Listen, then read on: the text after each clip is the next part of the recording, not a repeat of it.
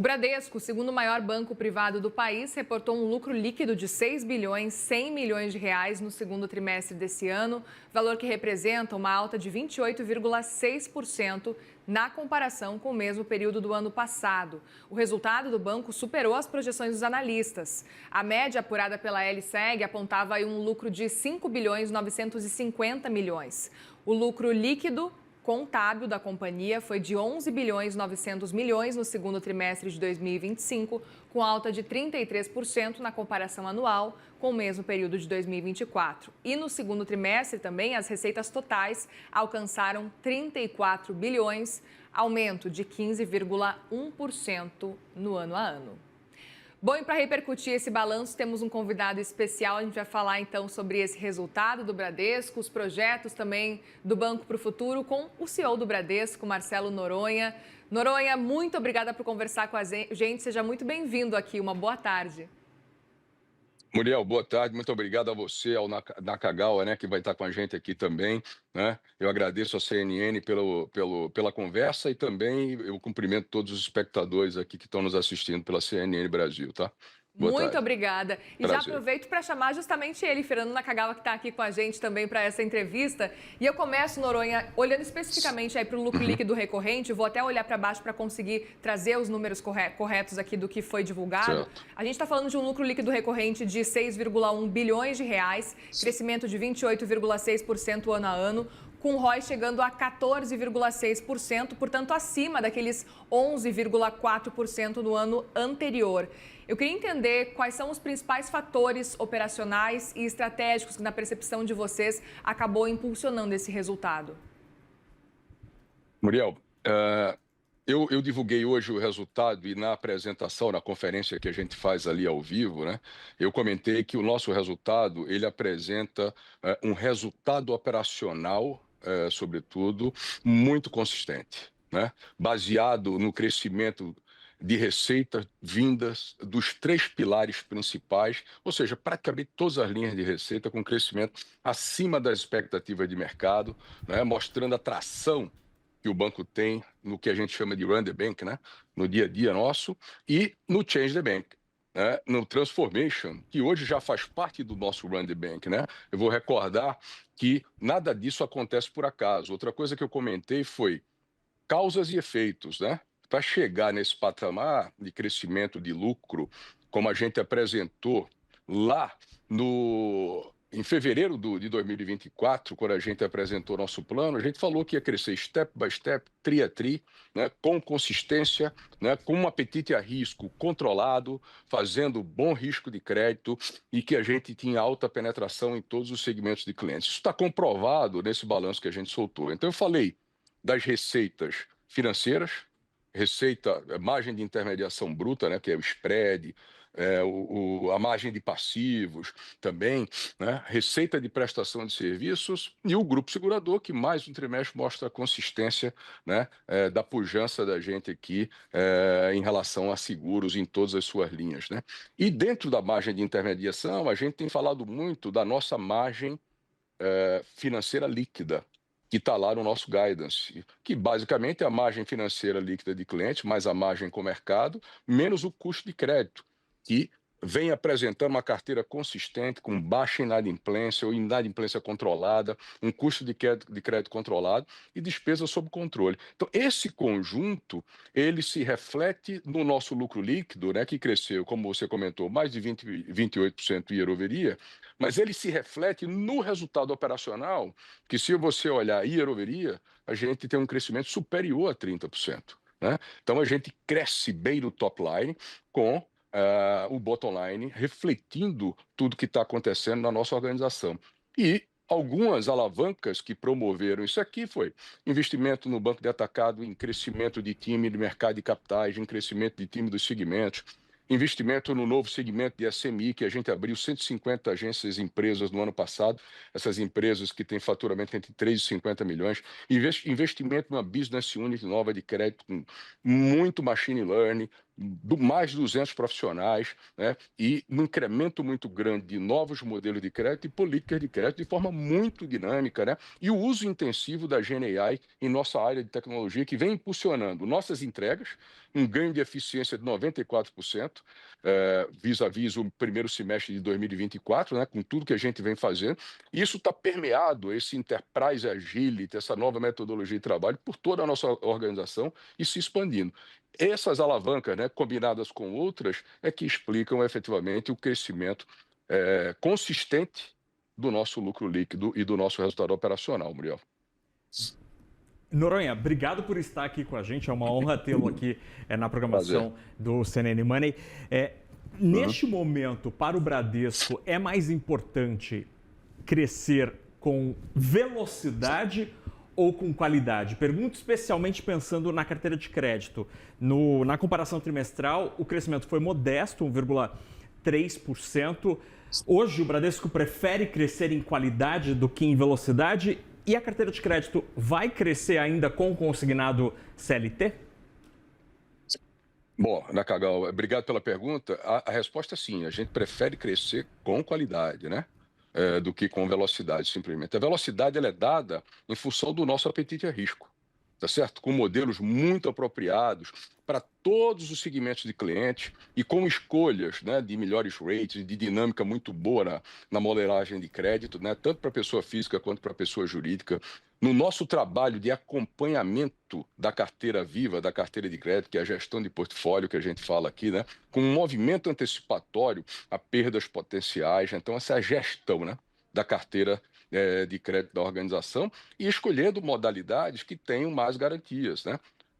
Eu falo da pessoa física dos créditos consignados, eu falo da pessoa jurídica nas linhas governamentais ou de linhas com recebíveis. Então, a gente está fazendo um crescimento consistente, planejado e mostrando que a gente tem alta penetração em todos os segmentos de cliente.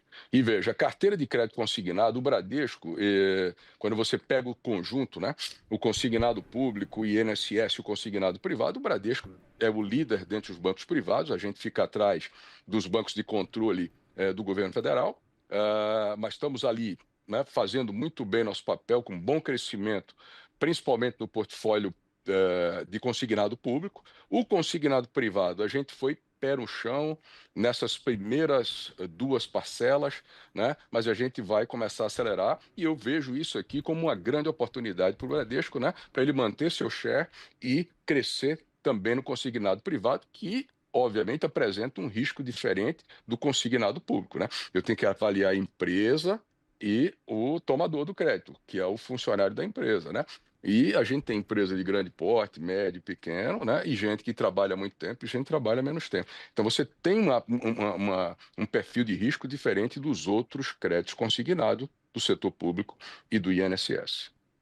Aproveito para te perguntar também, Noronha, sobre a inadimplência, que é uma preocupação constante dos bancos, e a gente, olhando para o balanço de vocês, percebe que ela ficou estável na comparação com o primeiro trimestre, até um pouquinho abaixo na comparação com o ano passado, e queria entender como é que vocês estão enxergando esse cenário, como é que está a abordagem do banco com relação à realização de crédito, como é que vocês têm enxergado essa questão da inadimplência? Muriel, sempre baseado no nosso apetite a risco, como eu comentei, né? Sim. Ou seja, usando modelos sofisticados de concessão, de gestão do risco de crédito e políticas que são dinâmicas junto com os modelos, tá? E escolhendo ratings de clientes, pessoas físicas, pessoas jurídicas e modalidades que são mais colateralizadas, como a gente chama, que tem mais garantias para que a gente tenha um crescimento saudável e que ele possa ser empilhado com um custo de crédito menor. Tem margens menores, é bom para os clientes, né? São spreads menores, mas que apresenta um retorno ajustado ao risco satisfatório para a organização e que é bom também para esses clientes, tá? Então, a gente hoje pode afirmar para você que nossa carteira está muito estável, vocês viram aí no over 90, quando a gente usa a metodologia nova dos estágios 1, 2 e 3, a gente vê que o estágio 3, que é o estágio em que aqueles créditos são mais complicados, vem caindo tri a tri, e no último tri caiu mais 10 bips, né, de 8 para 7,9. Então, a gente está com a carteira absolutamente controlada. Eu tenho uma confiança muito grande de que a gente vai entregar uma carteira até o final do ano bem controlada em sua inadimplência no seu conjunto, tá? E, obviamente, você tem outras modalidades, outros ratings no mercado, vai depender de cada organização, de cada instituição aí, o seu apetite a risco e como cada uma trabalha, né? Noronha, a ação do Bradesco neste ano tem sido uma das estrelas no segmento financeiro. Tem, dependendo do papel, aí tem uma alta de 30%, 40% no acumulado do ano. O senhor chegou à presidência do banco com uma missão muito clara, né, de transformar a casa, de transformar a organização. A transformação, ela já se materializou completamente? Esta recuperação dos papéis já foi concluída ou ainda tem coisa para ser entregue? Nakagawa, você lembra quando a gente divulgou o plano em fevereiro do ano passado? A gente falou de um plano olhando para um horizonte de 5 anos, né? Tem entrega que a gente vai ver se materializando ali e, eventualmente, até num ciclo mais longo, né? Quando eu falo, por exemplo, no principal de share of wallet, né? De ampliar os relacionamentos, você não aperta o botão e faz o relacionamento no dia seguinte, né? Ele vai sendo construído ao longo do tempo. E é isso que a gente vai observar em cada uma das iniciativas. Mas tem muita entrega ainda para ser feita neste ano de 2025, no ano de 2026, e, naturalmente, entregas que já foram feitas, como essas que eu citei no começo aqui da entrevista, que já se materializam em resultados no Brand Bank, né? O caso, por exemplo, daquelas 150 agências empresas que têm faturamento entre 3 e 50 milhões, né? A entrega do novo app para essas empresas, uma experiência completamente diferente, né? O ganho de produtividade em tecnologia que se reflete na organização inteira, porque o ganho de produtividade aqui não está se refletindo em redução de despesa, não, tá? Ele está se refletindo em capacidade de entrega, né? Que é bem maior do que a capacidade de entrega que a gente tinha no final de 23 e também em relação ao ano passado. Então, a gente com o GenAI, com um bom time, né? Com redução do lead time, né? De cada aplicação, a gente vai ganhando cada dia mais consistência, cada dia mais produtividade. Então, há muitas entregas para fazer, tá certo? E a gente está trabalhando incansavelmente para fazer essas entregas nos períodos que estão planejados. Um plano, como eu falei hoje de manhã, não é uma linha reta, né? Você tem aqui que fazer correções de coisas que foram feitas de uma maneira melhor, né? Com um tempo mais curto, e de coisas que você está entregando com um tempinho um pouco mais longo e você tem de corrigir. A vida é dinâmica e a gente vai operando de forma dinâmica no Run the Bank e no Change the Bank. Então tem muita coisa para ser feita, o que gera uma expectativa positiva para a gente, né? Porque a gente está mostrando que tem consistência de crescimento tri a tri e, como eu falei no início, né? Com um balanço que demonstra um resultado operacional consistente em todas as suas linhas, de uma forma geral. A gente viu os números mostrando justamente esse cenário, que vocês estão conseguindo realmente confirmar, né, a execução do plano de recuperação que foi apresentado lá em 2024. Mas eu olhando aqui também um outro ponto, o relatório do BB Investimentos, queria falar com você sobre isso, Noronha, porque tem alguns pontos de atenção do balanço e eu queria entender um pouco mais, porque segundo, então, o relatório do BB Investimentos, houve uma pressão na margem com o mercado que caiu 37% na comparação com o trimestre anterior, impactada, claro, pela abertura aí da curva dos juros. Também outro ponto foi a alta das despesas operacionais, que cresceram tanto na comparação trimestral, especificamente, a gente está falando de uma alta aí de 5,9%, quanto na anual, que foi uma alta de 9,9%. Em parte por gastos extraordinários relacionados aí a aquisições que foram feitas mais recentemente. Como é que você enxerga esses pontos de atenção? Olha, com muita tranquilidade, né? Você veja, margem com o mercado, a expectativa da gente, a gente falava aí de resultado zero esse ano, né? É claro que é uma queda em relação ao ano passado. Por quê? Porque você tem um negócio chamado ALM, né? Tá certo? Que é a gestão de ativos e passivos do banco. Você contrata crédito pré-fixado e carrega esse crédito por um determinado tempo e a curva de mercado ela muda.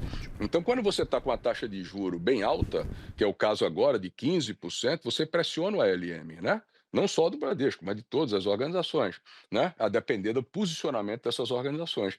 Então, você tem pressão e o mercado sabia disso. Só que o que vem acontecendo, tanto no primeiro TRI quanto no segundo TRI, é que a gente tem aumentado esses ganhos, né, com toda a nossa operação de tesouraria trabalhando muito bem, em particular pelas originações de banco de atacado, por exemplo, né, que resultam em mais movimento no trading da tesouraria, no próprio ALM, mesa de clientes, a nova mesa de energia que a gente implementou. Então, o ALM, ele era esperado, só que hoje a gente falou na nossa teleconferência, né, que podia ser 0 até 1 bi, que nesse TRI e no próximo TRI eles vão estar mais pressionados ainda, mas agora a gente está dizendo, olha, a expectativa já é de 700 a 1 bi no ano, né? Contra 2 bi e pouco no ano passado. Então, isso era um negócio dado, né? Não é privilégio da gente, tá certo? Tem que lidar com isso aqui, tudo bem. Estamos fazendo melhor do que o mercado tinha de expectativa, como foi colocado pelos analistas. Em relação às despesas, acho que é importante salientar o seguinte: assim como ele colocou, né, a gente continua investindo no Transformation, fazendo investimentos fortes em tecnologia, em dados e outras unidades afins, como, por exemplo, essa própria BU de crédito, mas independentemente disso, quando a gente separa, por exemplo, a gente está consolidando as despesas da Cielo, está consolidando as despesas agora do Banco João Dia, né? Isso que ele coloca aí no relatório, como você está citando. Mas veja, independentemente disso, eu falei nos 2 últimos tris, quando a gente pega somente as despesas que estão diretamente debaixo da nossa capacidade de gerir, eh, exclui, por exemplo, as empresas de payments que estão crescendo despesas e CAPEX, a Cielo está passando por uma transformação importante, com muita entrega também. E quando a gente separa Elopar e Cielo, o crescimento dessa despesa é de 5,8%. É praticamente o nível de inflação com toda a transformação que a gente está fazendo. Então a gente está enxergando isso aqui como bem positivo. E quando a gente coloca uma lupa em cima de despesa de pessoal e despesa administrativa, especialmente, a gente vê que despesas administrativas ela tem crescimento negativo, tá? E que já é reflexo do ganho de eficiência no nosso projeto de transformação. E despesa de pessoal, a despeito da revisão do footprint e de contratações que a gente tem feito em TI, data analytics, engenheiro de data, né? Crédito, ampliando os segmentos como o corporate, né? O segmento de negócio e assim sucessivamente, a gente está vendo que o comportamento é bem positivo, porque a linha que puxa um pouco mais o crescimento é a linha de remuneração variável, como o PLR. Na medida em que a gente aumenta o resultado, a gente tem que aumentar a provisão esperada para isso aqui. Então, a gente está vendo como bem positivo e bem controlado aqui todo o nosso quesito de despesas operacionais, tá? Só para a gente terminar essa conversa ótima, senão o Newton e a Lúcia vão puxar minha orelha aqui. Queria te ouvir sobre o que aconteceu ontem, fugindo um pouquinho do balanço do banco. Eu queria tua análise sobre o anúncio das tarifas e a grande lista de exceção. Qual a análise do Bradesco sobre isso? Qual o impacto eventual em atividade e inflação? Bom, Nakagawa, tem consequência que a gente ainda não consegue medir.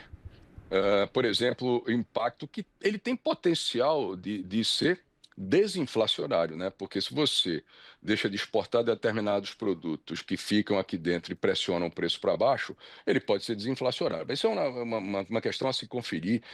A gente tem de olhar a demanda, a elasticidade de demanda daqueles produtos que estão com a tarifa mais alta e se tem, né, essa elasticidade de demanda nos outros mercados. Isso é o primeiro ponto.